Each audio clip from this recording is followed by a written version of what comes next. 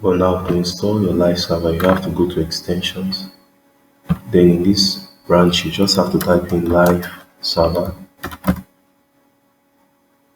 Then you wait for it to properly load. Make sure you have a good internet connection. I'm currently connected to my Redmi 9A. Then this first one called live server, you click on it. Then I have installed my own. If you've not installed yours, you see an install button here. Immediately you click install, it will get installed.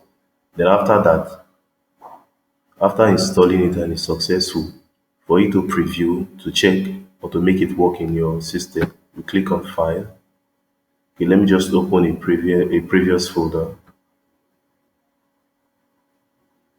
Let me go to my PC, to desktop. Yeah, I have this folder. Let me test this.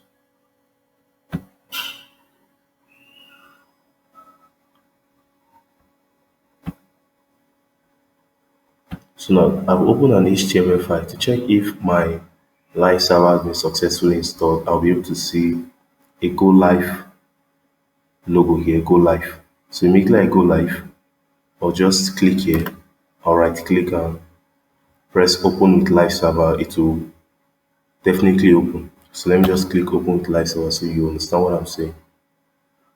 It's currently starting here. It will take a while before it will currently show. So you just have to wait a while after clicking open with live server.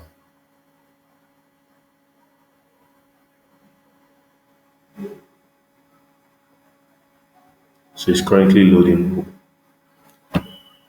It's loading at this point. The server is started at 5501. 5501. So this HTML file has successfully loaded. So that's how to download and install your live server. If you've not, make sure you hit that subscribe button. And feel free to ask any question in the comment section below. Thank you once.